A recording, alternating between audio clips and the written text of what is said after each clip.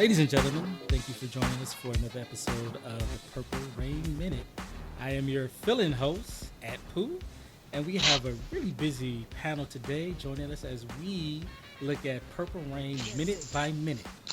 We are on minute 11, but before we get to this minute of Purple Rain, I want to go around the room and introduce everyone. Of course, our venerable leader, Mr. Michael Dean.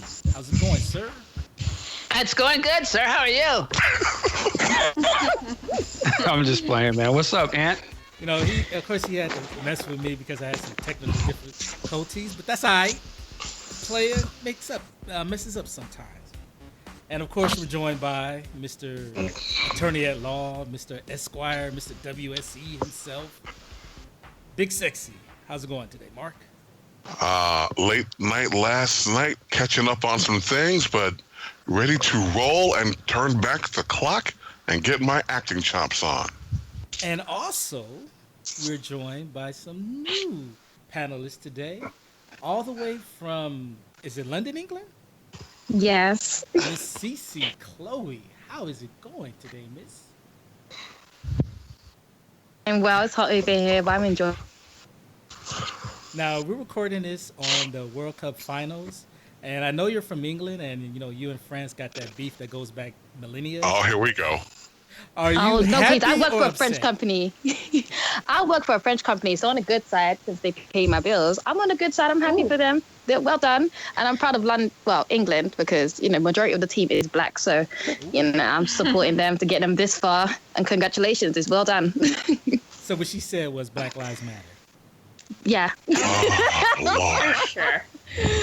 Caribbean, because majority of them are Jamaican, so yeah.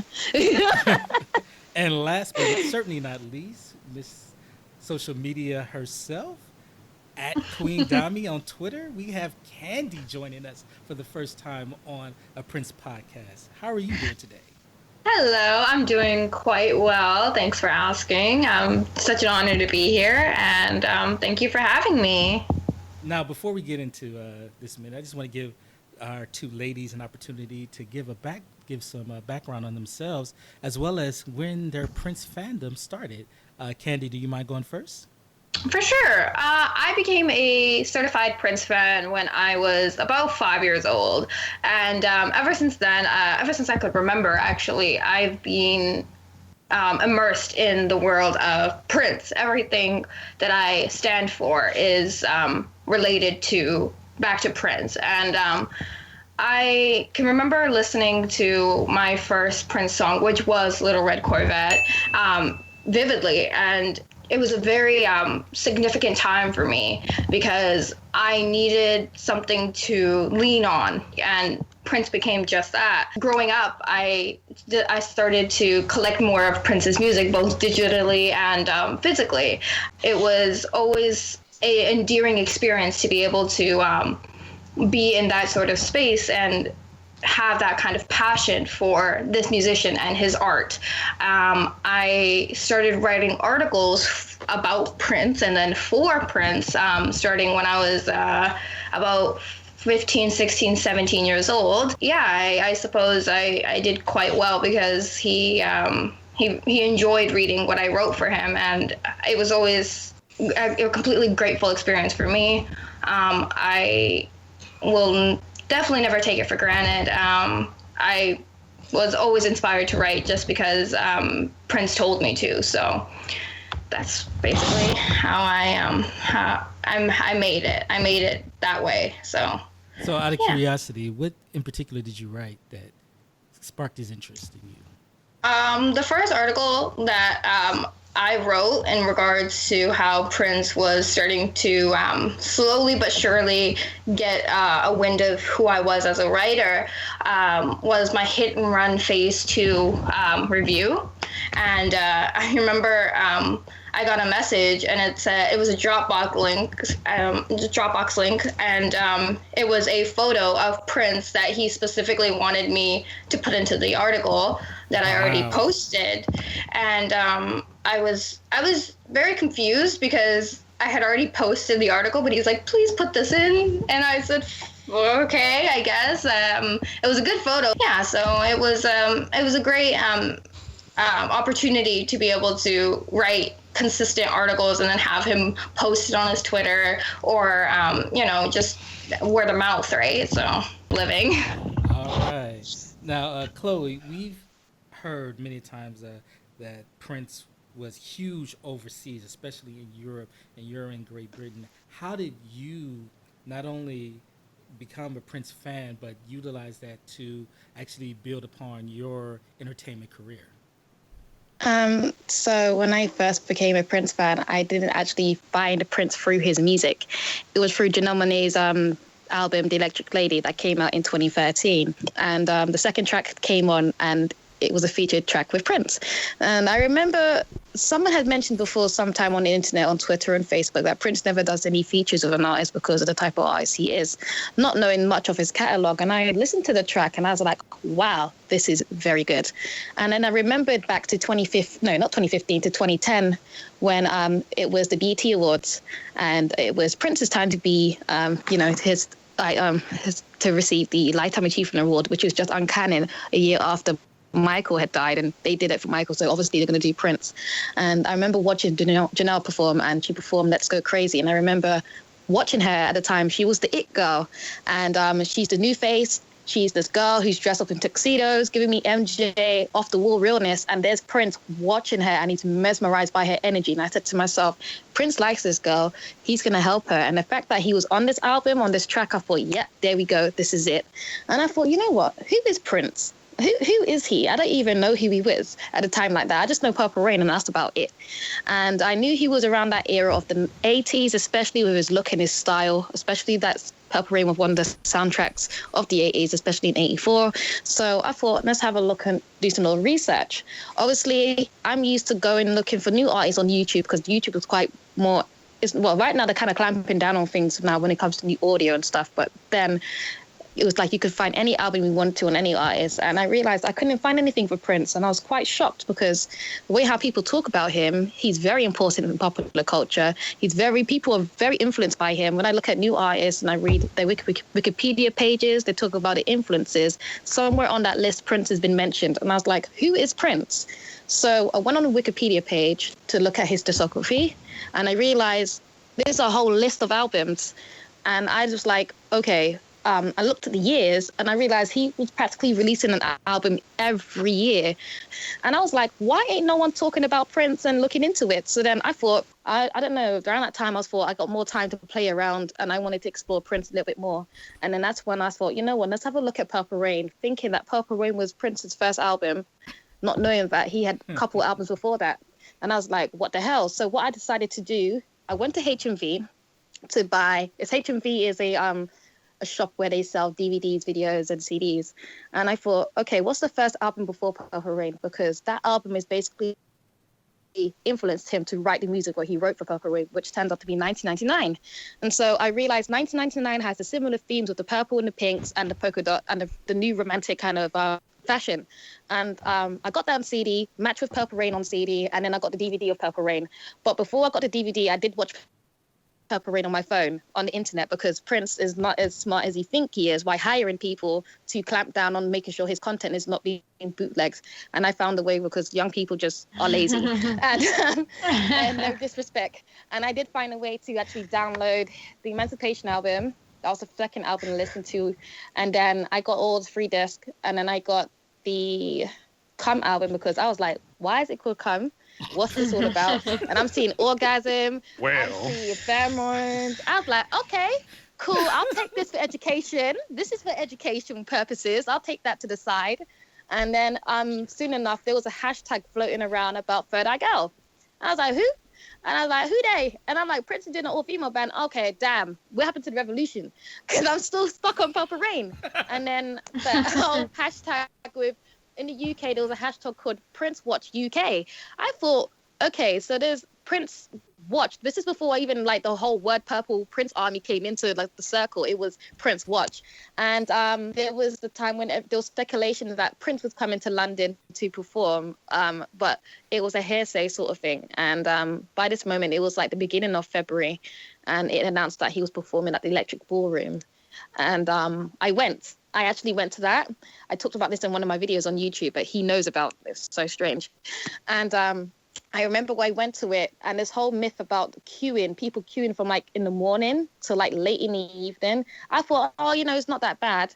I went to college and I thought, all right, it's happening, but I'm not too sure. And it was confirmed. I went home, got dressed, went back out, went to Camden. I queued at 6:30. I didn't get in till 11. And I got in for the second show, and it was £10 at the door. And I only had 20 quid on me from what my dad gave me for my birthday. And I used that, and I saw Prince for the first time by myself. I didn't know anyone. And from then, I realized there was a massive community. So I met people through the queues. The queues is what makes the community, the Prince community, come together. Because people gossip, they talk. People are traveling from Scotland. Like, they literally travel. They travel from Scotland, Netherlands, and France to come to London to see Prince perform. And I was like, okay, this is a big deal. And because of that, people were very welcoming. They accepted everyone. Said, you can stay at my house, or you know what, we can wait up after the show. We could go somewhere in London, get a drink, and wait till your early train or coach, whatever. And that's how I got into it with the community in London. Wow, that's just amazing. We are coming to the realization that this world is getting smaller and smaller. So to hear people from internationally and their Prince family becoming this Purple Army, it's just amazing how they're digesting and becoming aware of Prince. But today we're talking about Purple Rain, and we just got through watching minute 11, and I'll go first.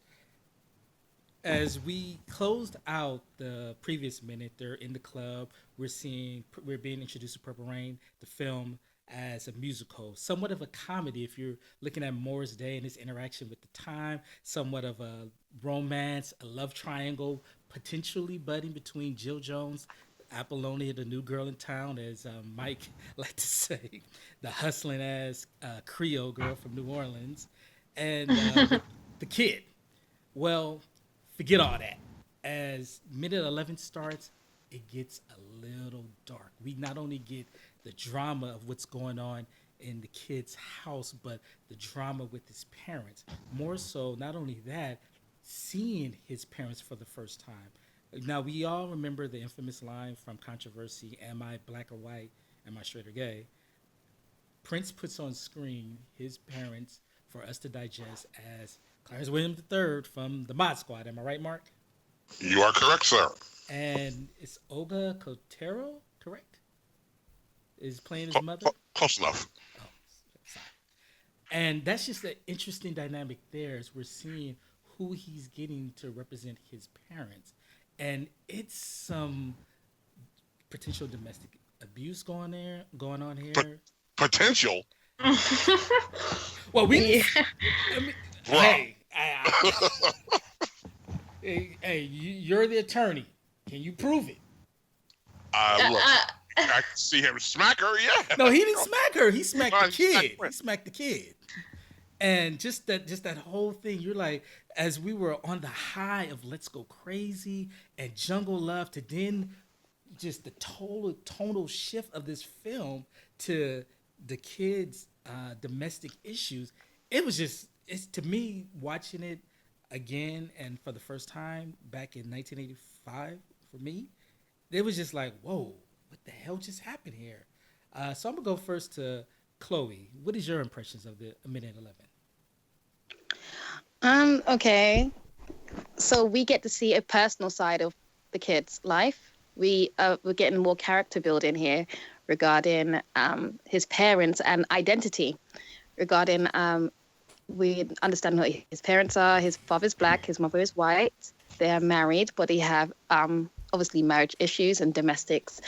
But I'm hearing the father keep telling the mother, stay off the streets. And I'm thinking, okay, what do you mean stay off the streets? What is she doing? Like, what did she do to you to be so angry? And there's so much like tension between the both of them and misunderstanding and reasoning. And unfortunately, the poor kid, he's stuck in the middle of it. And, he has out on the outside with his band, when he performs, he has his attitude and his thick skin. But at home, he's softer and he crumbles inside because of the fact that his parents are fighting against one another. And it kind of breaks him down, and you basically feel sorry for him. It's like, I don't know how to word it. You just feel Sympathetic. Kind of like, yeah, that's it. Sympathize with it. Yeah, you're sympathizing with the character. You're sympathizing with the kid. Yeah, that's what I get from that minute. Mr. Dean, I know you have a lot to say about this. Here, I look at it this way. This is a great scene in this movie. But going by what we've seen so far in the movie, I can look at it a couple different ways. One, I'll look at it and say, okay, we see the kid. He's going to this house. I don't know if he lives there, but I see his parents. Now, looking at it, we said it was domestic violence. You don't actually see the dad. If I remember correctly, he does not hit this woman. Now, he is shaking the shit out of her and is yelling at her in a loud voice, speaking in a loud voice.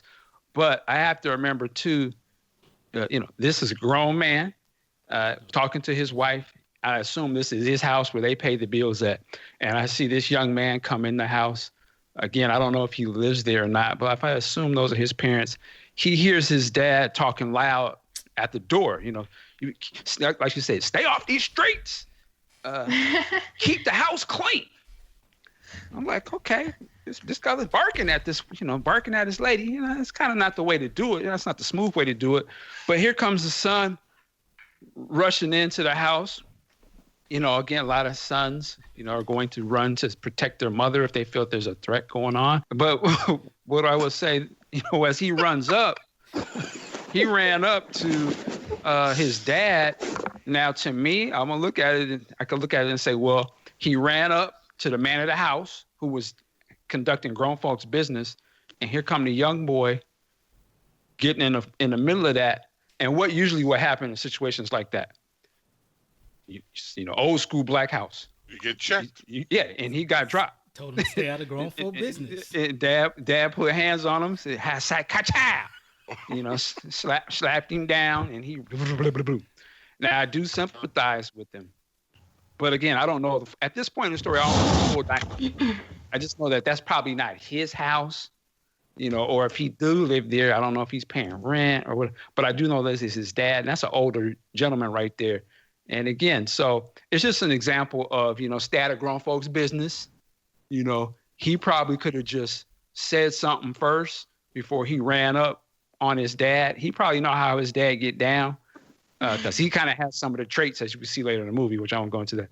So this is an interesting scene, but you could read this a lot of different ways. I just read it as, the kid, he probably should have fell back a little bit and tried to reason with his dad because you can see his dad is absolutely the wrong one.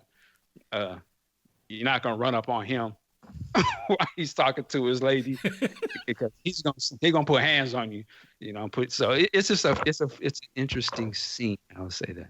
Now, one thing I want to bring up before you move on to our next panelist is him blurring the lines of fiction with what's real and what's fiction.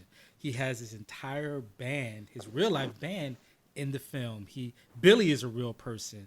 The Time, they're all real people. Chick is a real person. Jill Jones. These are all part of his inner circle. But here he is. He has these actors, and now we don't know is what he's telling us autobiographical or not. Candy, what do you think about that?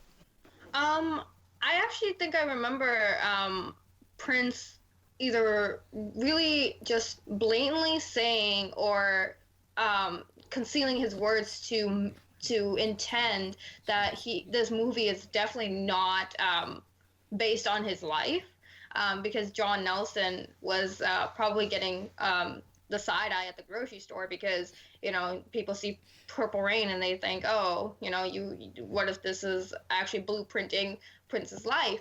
And so I definitely see where you're coming from, but I don't know whether or not this is a biographical kind of set for Prince. I definitely see certain aspects playing into how these pieces go into how Prince actually lived, because in the movie his father is a musician and so is John L. Nelson, and as well as Prince himself is this.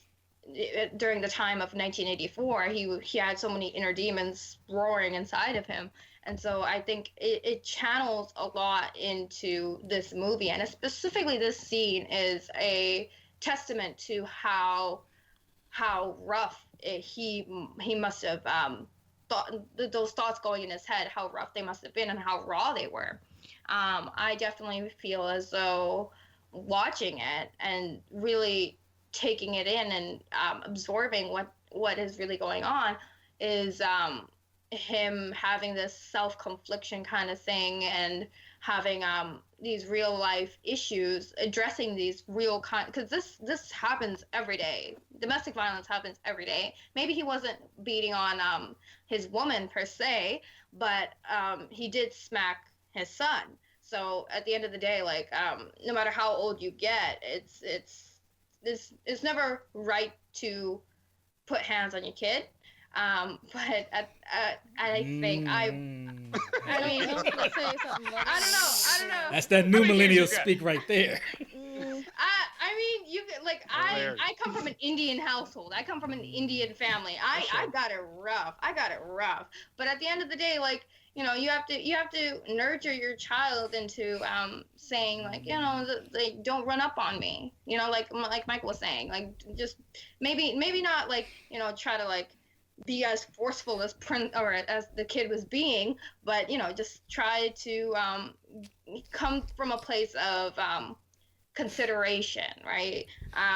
Obviously, this is one of the most pivotal scenes in the movie. So when we talk about this and when we address these kinds of issues, because there's a lot of things going on in this movie as a whole, but this specific minute is saying, you know, this is how Prince was thinking at the time, and this is how he managed to piece together a storyline. And even though, you know, like we were saying earlier that that when he was, like, hanging his head at the door and really just looking quite somber about listening to his dad speak to his mom like that, I mean, sure, like, the acting is not tip-top A1, but it's definitely getting the point across, right? It's definitely breathing a new perspective into this movie. It does get a little bit darker.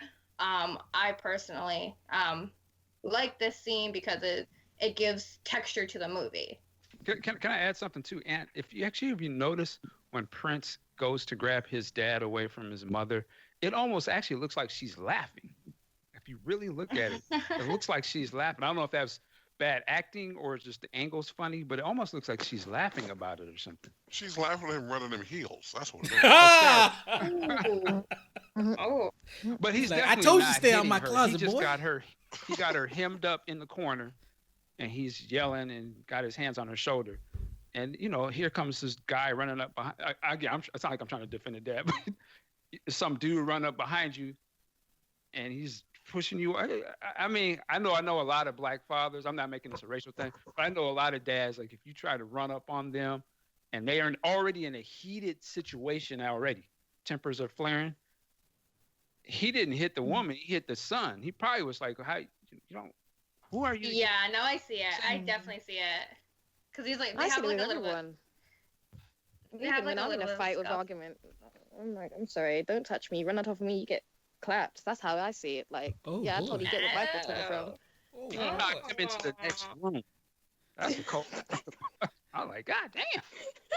And they both just look at him like, see? See? But anyway, I'm just tripping. Go ahead. Okay, Mark, go ahead, bring us home. Wow. You know, I can only bring it home again. At the time this film was made, you know, Prince had really broken through with 1999, but he wasn't doing a lot of interviews. So because the film was allegedly autobiographical in nature, it was interesting to see a different side. You know, like Aaron said, you have the high of the concert, you know, you come on home and you walk into this.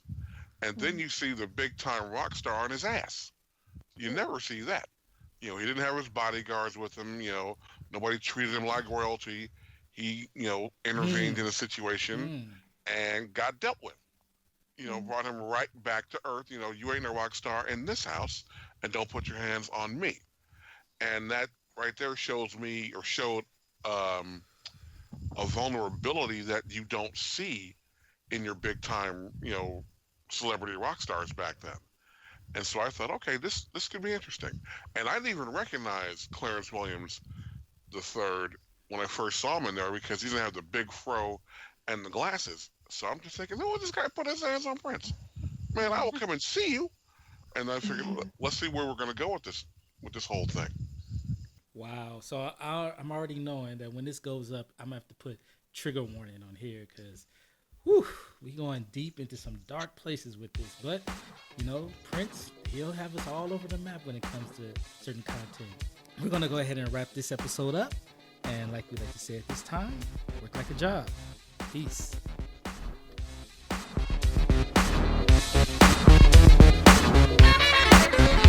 Then I say